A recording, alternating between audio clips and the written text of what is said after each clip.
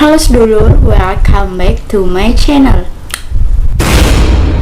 Oke, di video kali ini aku akan membahas beberapa lagu yang diyakini dapat memanggil makhluk halus. Sebagian orang Indonesia masih percaya dengan hal-hal yang berbau mistis.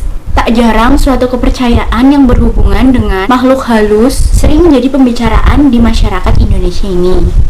Makhluk-makhluk yang sebenarnya berbeda alam dengan manusia ini sering dikaitkan dengan kepercayaan tertentu, termasuk beberapa lagu yang disebut-sebut bisa digunakan sebagai sarana untuk mengundang arwah ataupun makhluk halus. Berikut adalah beberapa lagu yang diyakini memiliki kekuatan mistis yang jika didengarkan ataupun dinyanyikan, maka arwah-arwah gentayangan tersebut akan mendatangi orang yang mendengarkan ataupun menyanyikan lagu tersebut.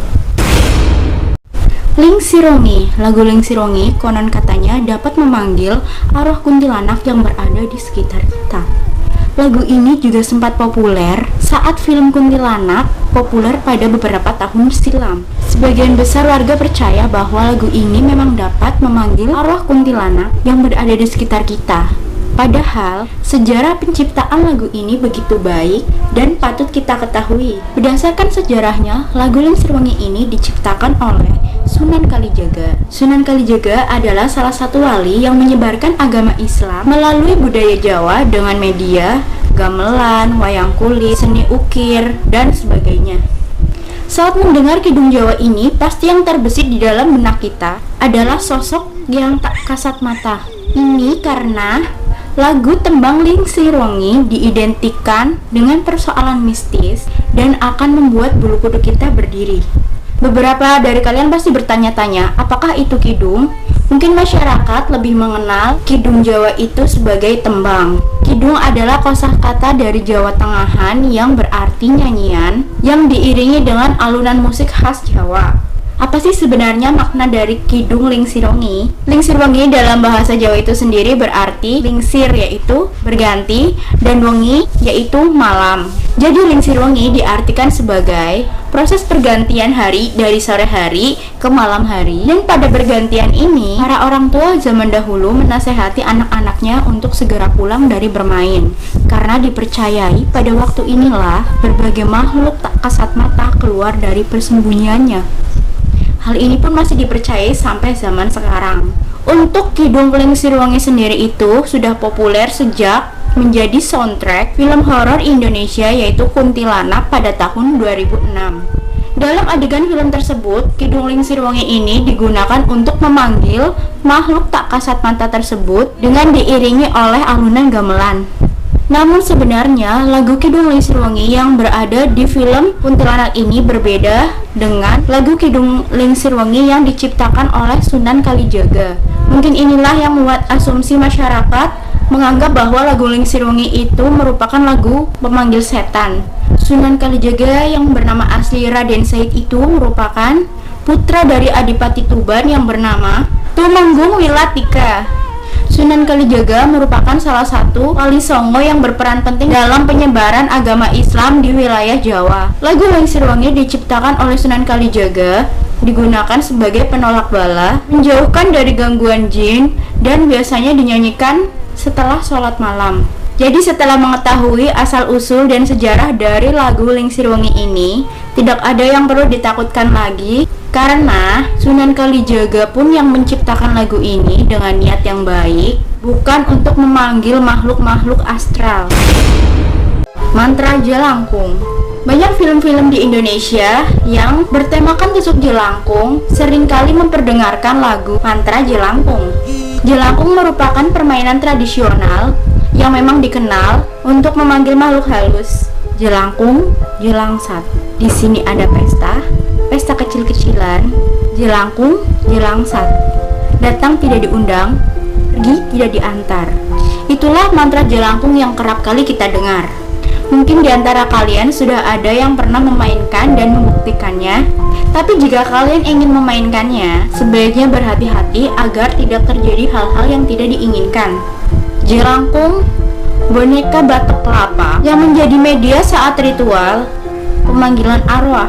Saat pemanggilan arwah tersebut, mantra yang diucapkan dengan irama tertentu. Mantra-mantra yang diucapkan sebenarnya adalah bukan mantra menggunakan bahasa Indonesia, melainkan menggunakan bahasa Jawa yang memiliki aura lebih mistis dan lebih menakutkan. Jelangkung berasal dari kepercayaan masyarakat Tionghoa, yakni Cai Lan Gong.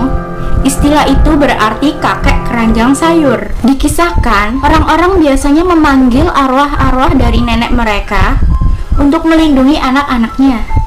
Roh-roh tersebut mendiami mainan boneka, benda yang akrab dimainkan oleh anak kecil.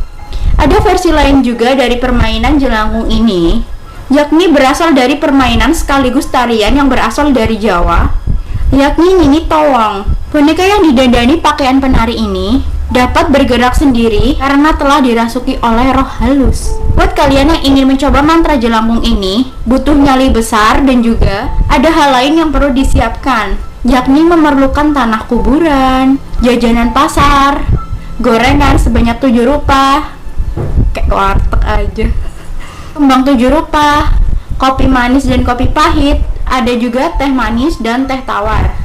Kemudian selain itu juga memerlukan media yaitu pena dan kertas yang diikatkan kepada boneka jelangkung ini untuk menulis jawaban ketika roh sudah masuk. Yang ketiga, lagu takdir. Konon ketika lagu ini dinyanyikan bisa memanggil hantu wanita yang bernama Lita. Hingga saat ini penyanyi maupun pencipta lagu ini masih misterius. Lagu ini sempat menghebohkan masyarakat Indonesia di tahun 2012. Kabarnya bagi siapa saja yang mendengarkan lagu ini di tengah malam, tiba-tiba pola tingkah lakunya akan berubah drastis tanpa sebab yang jelas.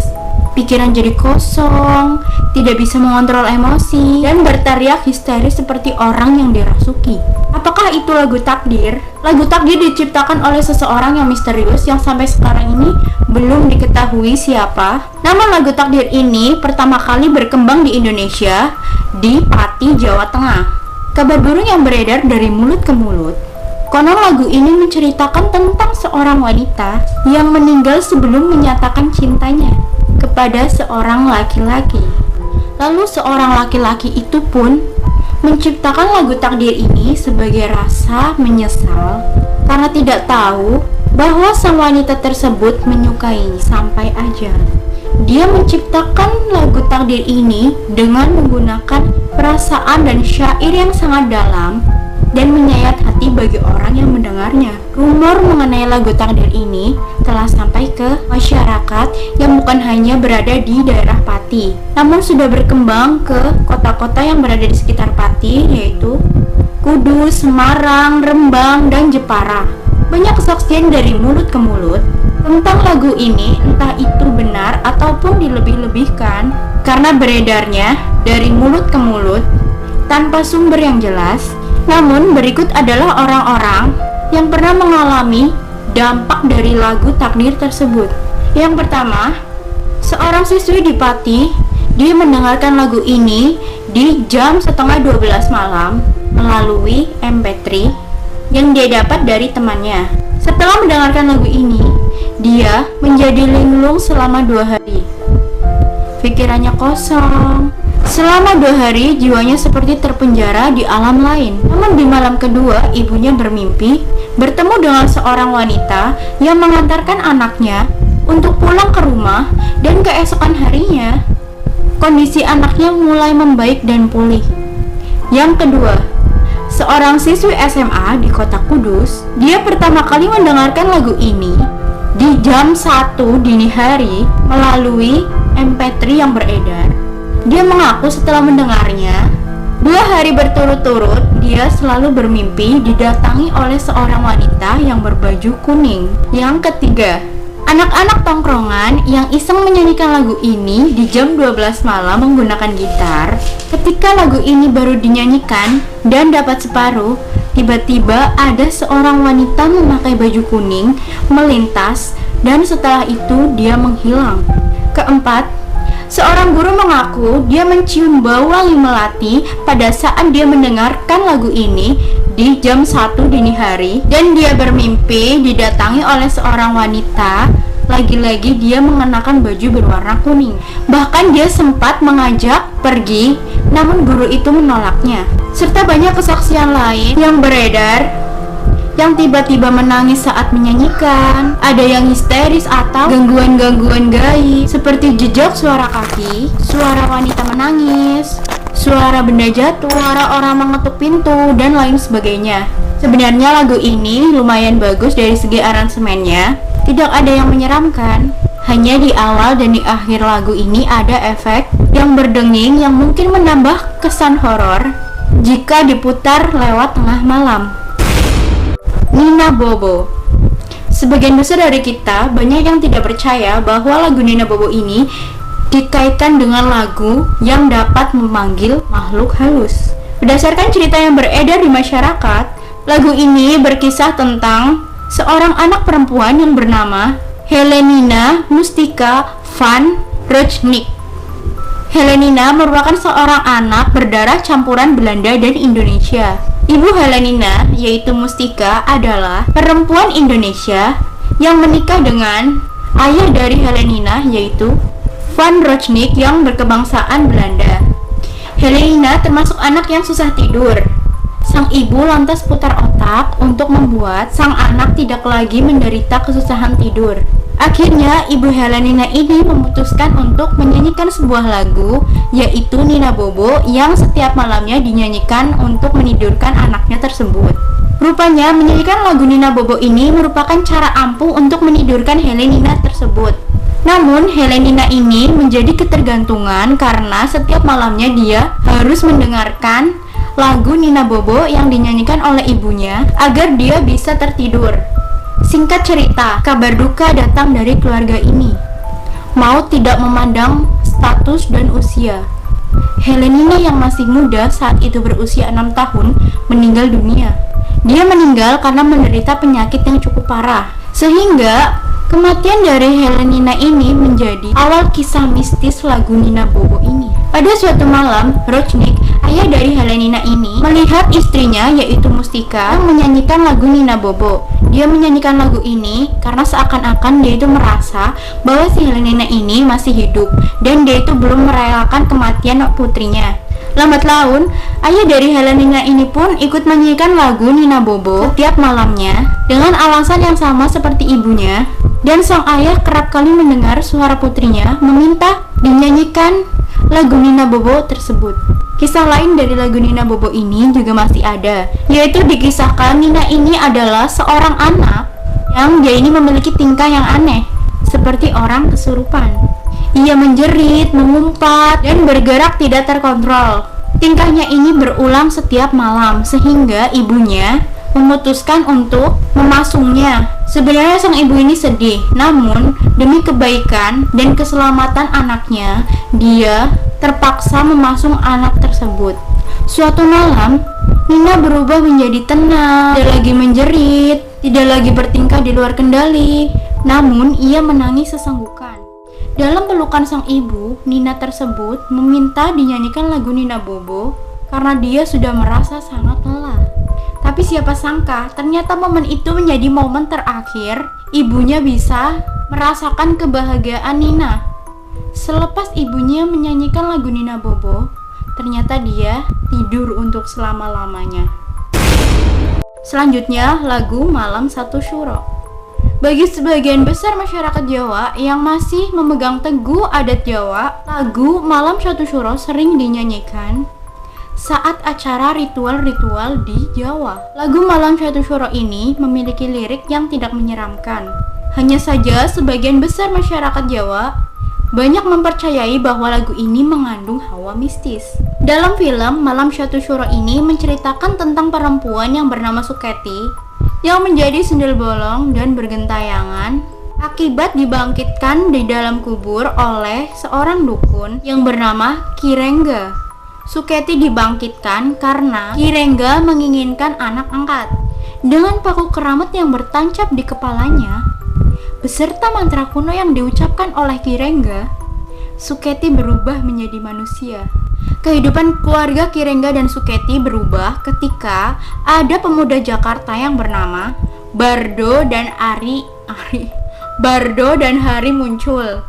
Bardo dan Hari bertemu Suketi ketika dia menghalangi kedua pemuda tersebut yang ingin berburu. Sebagai cinta pandangan pertama, Bardo langsung berniat untuk melamar Suketi.